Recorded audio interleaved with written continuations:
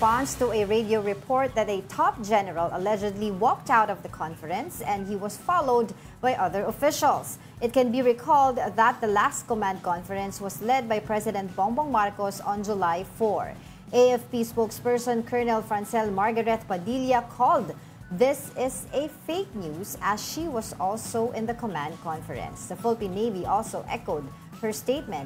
Ang tawag pa nga rito ni spokesperson for the West Philippine Sea, Commodore Roy Vincent Trinidad, ay Marites Warfare. Warfare yan. Warfare Marites yan. Warfare yan. Oo. Alright, sige. To tell us more about this, we have AFP spokesperson Colonel Francel Margaret Padilla on the line. Good morning, Colonel. Hello, ma'am.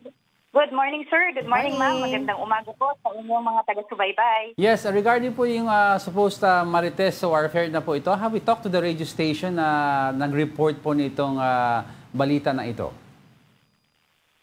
Yes, sir, no. Nagkausap naman po kami niyan kasi there was an anniversary also that was celebrated, and we also graced the said occasion, and we clarified things on this matter. Over and above that, sir, naglabas na rin po sila ng clarification about that in the said radio program. Ano po yung clarification na linabas nila? Saan nanggaling yung report na yan? This was unverified news po, no? For some reason, kumalat ito and went viral.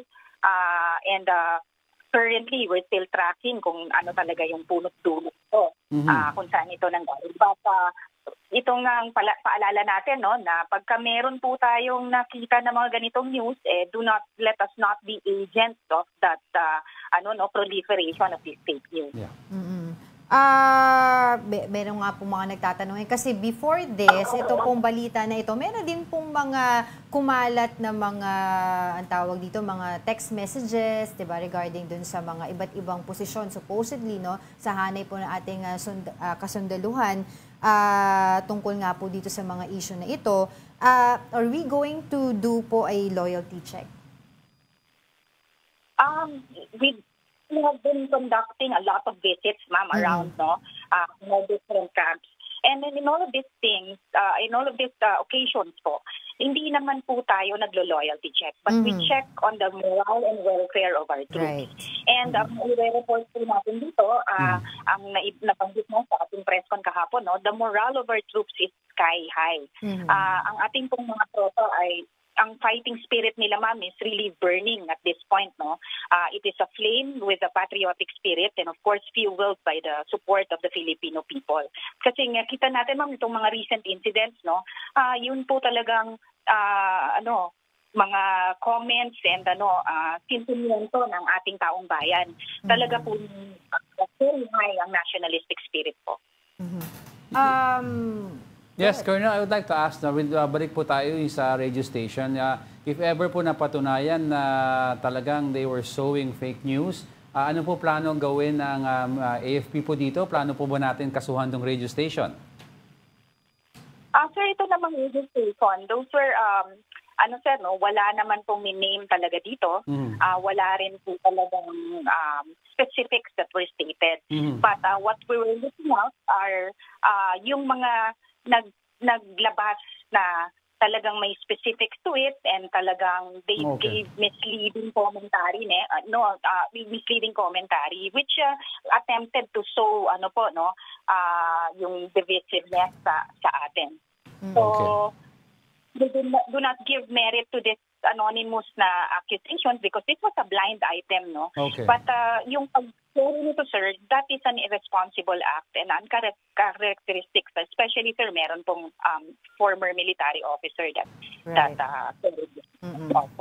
And just to be clear, wala naman po tayong mga namomonitor na mga coup attempts, no, from the military against the president. Ngayon, wala naman, ma'am, no? And nabanggit nga po natin, there is not even a need for loyalty check. Right. Taking this opportunity to ask you na rin po, Colonel, doon po sa inyong campaign, yung mulat, if I'm not mistaken, against fake news issue po ng West Philippine Sea, kamusta na po ito? Yes, ma'am, no? We have launched our communications plan, mulat, It's, yun nga, Mulat is awakening, no? Ito po is not only directed to the Filipino people because ang sabi ko naman, no, with the sheer support of the nation, mulat na po ang bawat Pilipino tungkol sa usapin na ito sa West Philippine Sea.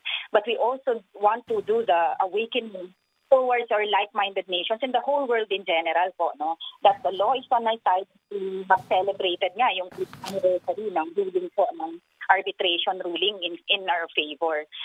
So with this po, we have that battle cry.